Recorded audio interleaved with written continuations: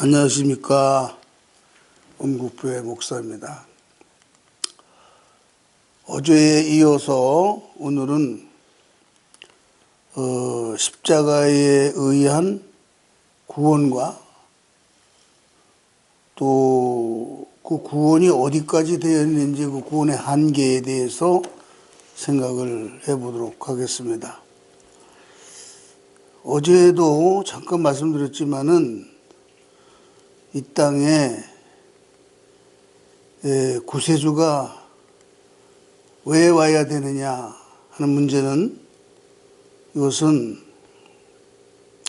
아담 해와가 타락했기 때문에 구세주가 다시 와야 됩니다. 그런데 후아담으로 오신 메시아 예수님이 십자가에 돌아가심으로써 예수님은 분명히 말씀하시기를 내가 다시 와야 한다라고 말씀하셨습니다. 그래서 많은 기독교인들의 소망이 재림 주님을 만나서 천국 가는 겁니다. 그런데 예수님이 왜 다시 와야 되느냐? 그것은 예수님이 2000년 전에 오셔서 유대민족이 맞이해 줘야 되는데 생각지도 않았던 그 이스라엘 민족 가운데 요셉의 아들로 자라났고 또 그 가정에서 목수일을 했고 이런 청년이 나타나서 내가 메시아다 했을 때, 지금은 예수님을 하나님같이 믿지만은 그 시대의 사람들은 입장이 다릅니다. 그렇기 때문에 예수님을 믿기가 어려웠던 거예요. 우선 구약 성경에 어그러지는 그런 새로운 말씀을 하니까 받아들일 수가 없는 거죠. 왜냐하면은 구약 성경에 보면은 이 율법을 가감하지 말아라, 하나도 빼지 말고 건드리지 말아라 그랬는데, 새로운 율법이 아닌 그런 말씀을 가지고 예수님이 주장을 하니까 그것도 받아들일 수가 없고, 그래서 예수님은 그 당시로 보면은 유대인들의 입장도 충분히 이해가 될 수가 있는 거예요. 그래서 예수님은 뜻을 이루려고 했지만은 그 뜻을 이룰 수 없기 때문에 다시 오시게 되는 겁니다. 그래서 예수님이 만약에 돌아가시지 않았으면은 어떻게 되느냐? 이사야서 9장 6절이나 누가복음 1장 31절에 이스라엘의 왕으로 와가지고 예수님은 영원히 소멸되지 않을 그런 유대인의 왕으로 예수님이 우뚝 서게 되는 겁니다. 그렇기 때문에 그랬으면은 이스라엘 민족을 중심 삼고 세계 만국의 왕이 되는 거죠. 왕 중의 왕이 되고 만왕의 왕이 될 수밖에 없는 것입니다. 그러나 인간이 불신함으로 말미암아 예수님을 구세주로 믿지 못했기 때문에 다시 와야 되는 겁니다. 그럼 그럼 지금까지 믿어온 예수님을 믿고 구원받은 사람들은 어디까지 구원이 된 것이냐? 이것은 예수님이 육신을 사탄이가 침범했기 때문에 예수님은 영적인 메시아가 될 수밖에 없었어요. 육신이 사탄에게 침범을 당했기 때문에. 그래서 예수를 믿고 구원을 받았다는 사람들도 계속적으로 마음과 몸이 싸우는 겁니다. 육신에게 사탄이가 자꾸 침범을 해요. 그래서 마음과 몸이 싸우고 계속 갈등 속에서 사는 것입니다. 그래서 로마서 7장 25절에 보면은 내 자신의 마음으로는 하나님의 법을 즐겨하되 내 지체로는 죄의 법을 섬기노라. 이런 말씀을 고백했듯이 모든 성도들이 다 그런 거예요. 목사님들이고 목자고 누구고 간에 다 그런 마음과 몸의 갈등 속에서 사는 겁니다. 그리고 요한일서 1장 8절에 보면은 우리가 죄 없다 하면은 스스로 자기를 속이는 거예요. 죄 없는 사람이 어디 있어요? 스스로 속이고 하나님을 거짓말장애로 만드는 것이다. 이런 말씀이나 마찬가지로 많은 종교인들이 믿으면 믿을수록 많은 마음과 몸의 갈등 속에서 괴로움을 당해야 되는 겁니다. 그래서 데살로니가 전서 5장 17절에 보면은 쉬지 말고 기도해라. 늘 기도하는 수밖에 없습니다. 늘 찬송할 수밖에 없고 늘 하나님을 묵상하면서 하나님만 생각하면서 사는 길이 우리 인간이 갈등해서 그래도 좀 멀리하면서 살아가는 그런 길이 되는 것입니다. 그래서 여기서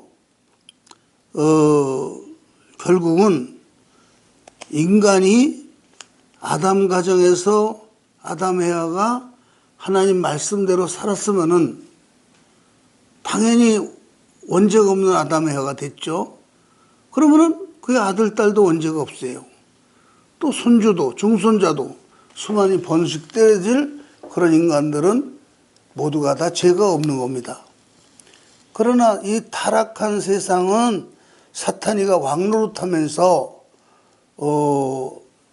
이 하나님을 믿는 사람은 갈등 속에 살게 하고 하나님을 안 믿는 그런 불신자들 또 악한 자들에게는 육신의 노예가 돼서 사는 거예요.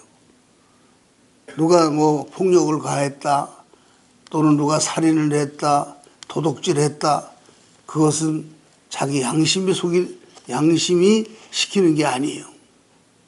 자기 육신의 욕망, 일시적인 욕망에 의해서 범죄를 저지르게 되는 것입니다.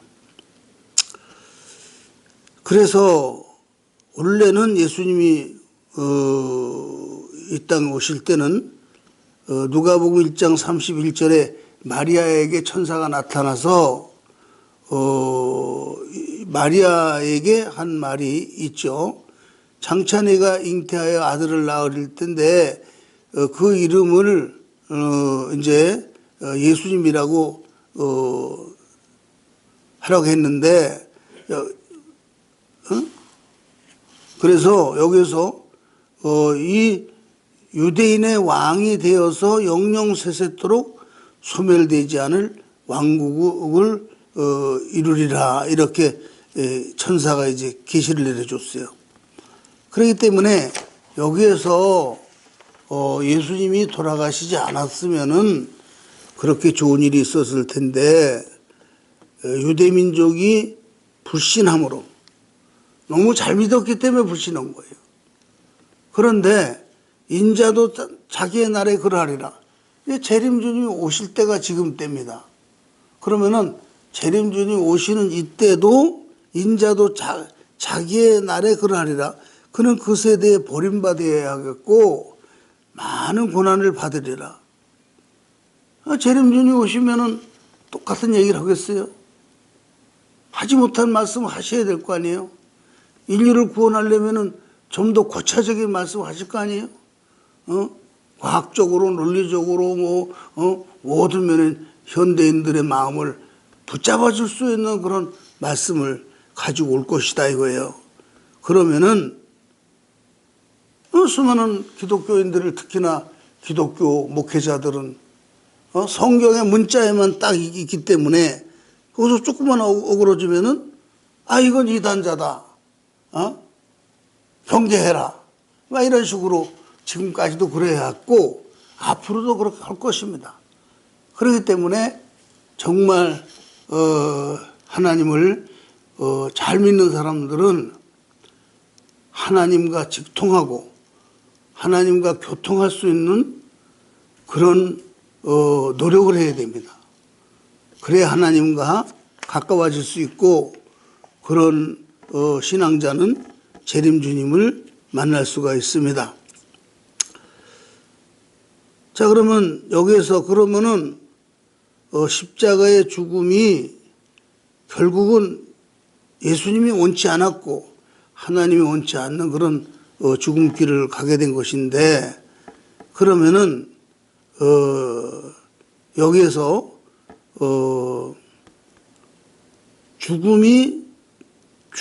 예수님 죽으러 오신 것처럼 되어 있는 그런 구절이 있어요.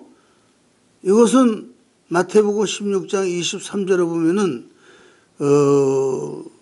예수님이 죽음에 대한 예언을 했습니다. 그때에 베드로가 말하기를 어찌 그런 말씀하시느냐고 하면서 만류했습니다.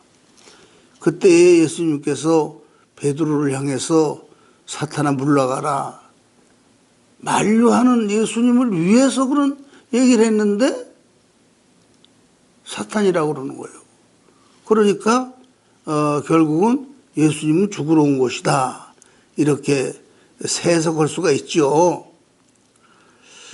또 요한복음 19장 30절에 보면은 십자가에 돌아가면서 예수님은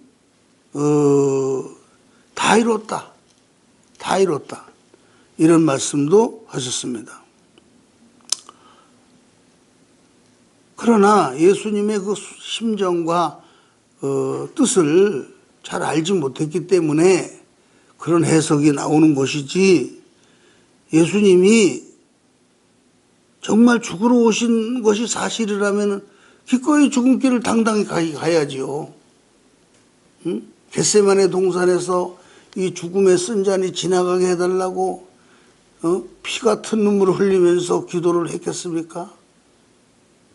또 엘리 엘리 사박다니 하시니 나의 하나님 나의 하나님 어찌하여 나를 버리셨나이까? 예수님은 버렸다고 얘기를 했어요.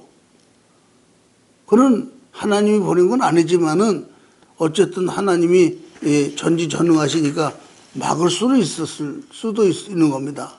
그러나 인간 책임 분담에 대해서는 하나님도 마음대로 할 수가 없는 겁니다. 그렇기 때문에 예수님은 죽지 않고 살았으면은 하나님이 에덴 동산에서부터 이루었을 그 세계를 이룩 하셨을 텐데, 유대 민족이 불신함으로 말미암아 이렇게 할 말씀은 다 못하고 뜻을 영적으로만 사위 기대를 이룬 거예요.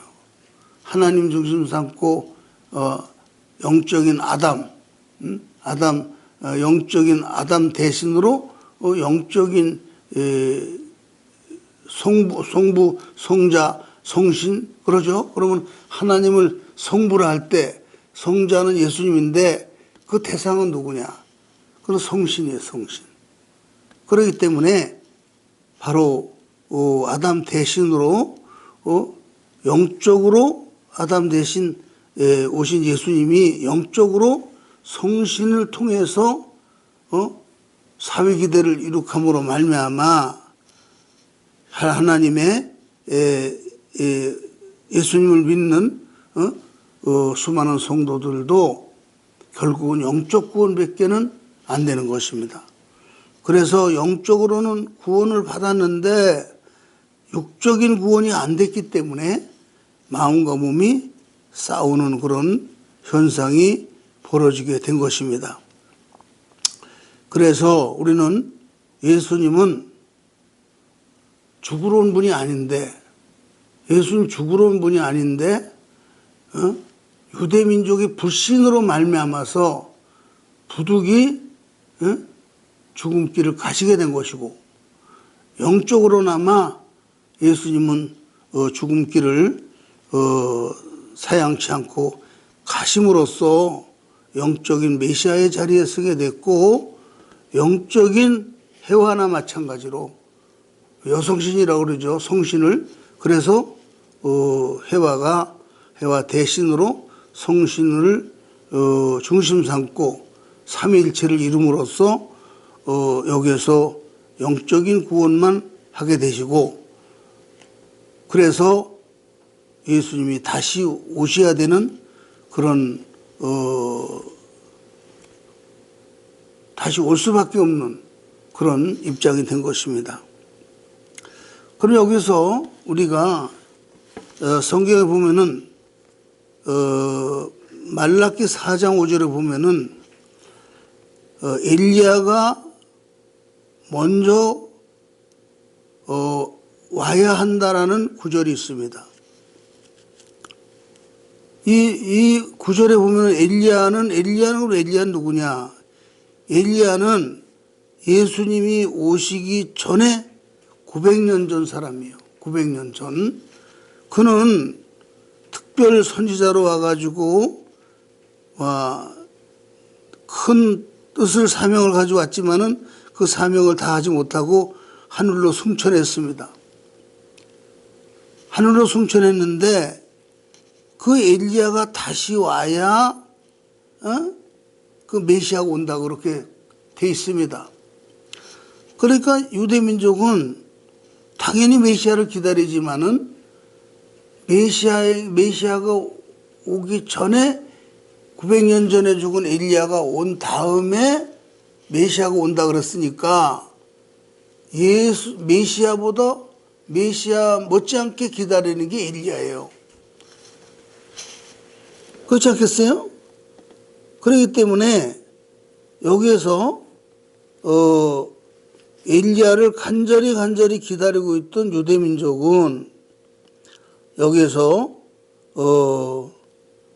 이제 엘리야를 기다리고 있는 중에 예수님이 느닷없이 나타나서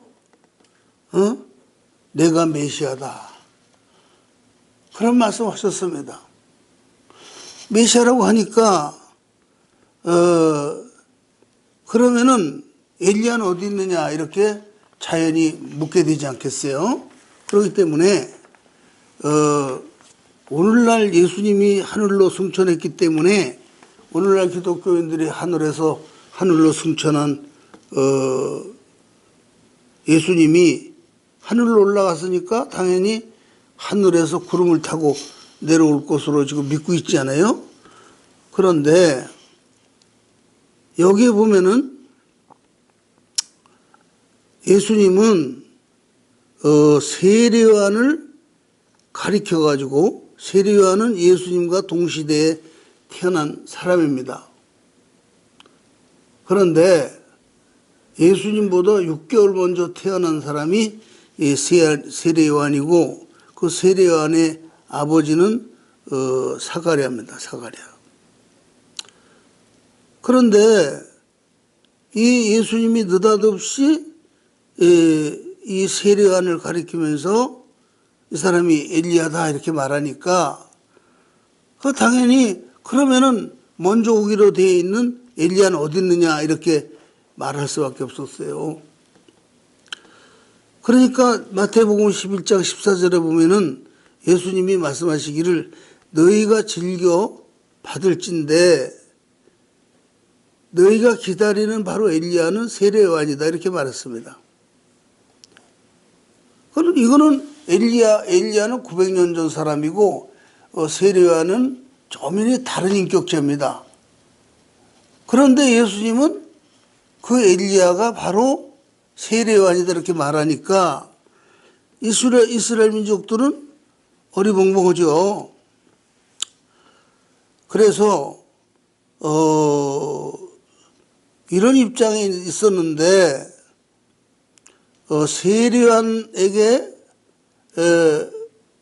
세례요한이 엄청난 그 정말 광야에서 메뚜기와 석청을 먹으면서 빛나는 수도 생활을 함으로 보통 사람이 아니다.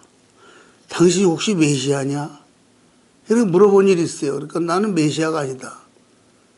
그러면 엘리야냐? 물어봤어요. 아니 나도 엘리야가 아니다. 이렇게 자기 엘리야가 아니라고 부인했거든요. 그랬는데 예수님 얘기로서는 바로 이 세례요한이가 엘리야다 이거예요. 그래서 당사자인 세례요한은 엘리야가 아니라고 그러는데 예수님이 세례요한을 놓고 엘리야라고 그러니까 여기에서 분명히 이제 유대민족은 예수님의 말을 믿으면은 예수님의 말이 옳다고 믿으면은 세례요한이 이가 엘리야가 되는 것이고 또 엘리야가 될 뿐만 아니라 예수님이 메시아할 가능성이 있다 이렇게 볼 수가 있지만은 세례요한의 말을 믿으면은 이것은 세례요한은 엘리야가 아니기 때문에 자동적으로 예수님은 메시아가 아닙니다. 왜냐? 성경에 약속이 그렇게 돼 있기 때문에. 그래서 여기에서 이 세례요한의 말을 믿고 보니까 예수님은 자기가 메시아가 되기 위해서 거짓말하고 있다. 이런 결론이 나온다고요. 그렇잖아요? 그렇기 때문에 여기에서 유대민족은 가뜩이나 구약 성경에 없는 말씀을 하는 데다가 또 가문이 특별히 자랑할 그만한 집안도 아니고 목수의 집안이고 자기네들이 기대했던 엘리야는 하늘에서 내려오고 하늘에서 다니엘서에 보면은 이 메시아는 하늘에서 올 것으로 되어 있습니다. 그래서 하늘을 쳐다보면서 유대민족의 왕으로 오시는 분이 대단한 모습으로 오실 걸 기대했는데 그 마을 사람들은 다 알고 있었어요. 예수가 누군지를. 그런데 그런 입장에 있는 예수라는 청년이 자기가 메시아라고 그러니까 그 믿음이 갔겠어요? 만약에 지금 이 시대에 재림주님이 나타나서 새로운 성경 없는 말씀을 하면서 또 다 알고 있는 사람인데 만약에 우리 한국에서 제일 목회 성공했다는 어떤 예를 들어서 조영기 목사다. 그럼 조영기 목사가 성경에 없는 얘기를 하면서 내가 메시아다 그러면 믿겠습니까? 또 한경직 목사가 성경 없는 얘기를 하면서 내가 메시아다 그러면 믿었겠어요? 어떤 누가 그런 얘기를 해도 기독교인들은 안 믿게 돼 있습니다. 그렇기 때문에 새로운 말씀을 가지고 오시는 재림 주님은 불신을 당할 수밖에 없는 그런 입장이었어요. 그러면은 세례요한이가 왜 엘리야가 되느냐? 이것은 요한복음 1장 33절에 보면은 이것은 이제 세례요한이가 한 말인데 나도 그를 알지 못하였으나 예수님 향해서 하는 말이에요. 나도 그를 알지 못하였으나 나를 보내어 물로 세례를 주라고 하신 그게 누구였어요? 하나님이지. 하나님이 나에게 말씀하시되 성령이 누구 위에든지 내려서 성령이 내려서 누구에든지 이제 내리는 걸 보면은 그가 곧 하나님의 아들인지 알아라. 근데 세례를 주는데 예수님한테 성령이 내려오거든요. 그래서 내가 그것을 보고 증거했노라. 그런 걸 증거했으면 그걸 하나님의 아들이란 말이에요. 하나님의 아들 누구예요? 메시아죠. 그런데 그 메시아가 네가 엘리야다 이렇게 말했으면 아 그러냐고 그렇게 복종을 해야 되는데 세례한 자신도 증거를 하였지만은 의심을 또 하고 불신하게 됐어요. 그러니까 다른 사람은 뭐 말할 것도 없는 거죠. 그래서 여기에서 세례요한이 책임을 못했고 또 유대민족이 불신하게 된 이유가 바로 거기에 있는 겁니다. 그 문제는 예수님이 이제 다시 오실 텐데 다시 오셔서 성경에 있는 얘기만 하겠어요? 없는 얘기였어요. 비유와 상징으로 되어진 모든 내용을 이해 납득하도록 밝히 말씀하실 겁니다. 그러면은 기독교 수많은 기독교인들은 저 사람 성경에 없는 얘기를 또 꾸며대네 하면서 불신할 겁니다. 우리 뭐 5천만 우리 대한민국 국민 누구로 나타난다 하더라도 불신할 거예요. 그렇을 수가 없는 거예요. 한 5만여 명이 되는 목사들 중에서 한 분이 만약 메시아의 사명을 띠고 왔다. 그러면은 불신하게 돼 있어요. 또 여기 왔다 저기 왔다 하리니 가지도 말고 듣지도 말라는 그런 구절도 있습니다. 예수님 오실 때는 그런 많은 영통인들이 나오게 돼 있어요. 예수님 때도 그랬어요. 그렇기 때문에 여기에서 우리는 확실하게 알아야 되는 것은 엘리야가 예수님 오시기 900년 전에 태어났다가 그는 선지자로서 사명을 책임을 다하지 못하고 하늘로 승천했는데 하늘로 승천한 그 엘리야가 다른 세례요한으로 나타났다는 거. 그 뜻적으로 보면 일체죠. 아브라함이나 이삭이나 야곱이 3대에 걸쳐서 하나님에게 제물을 드렸는데 아브라함 따로 이삭 따로 야곱 따로가 아니고 아브라함과 이삭과 야곱은 뜻적으로 볼 때 하나입니다. 하나. 그렇기 때문에 하나님의 뜻적으로 볼 때에 바로 엘리야는 엘리야의 사명을 띠고 온 세례요한은 곧 엘리야가 되는 겁니다. 그러나 인간들은 그것을 믿지를 못했어요.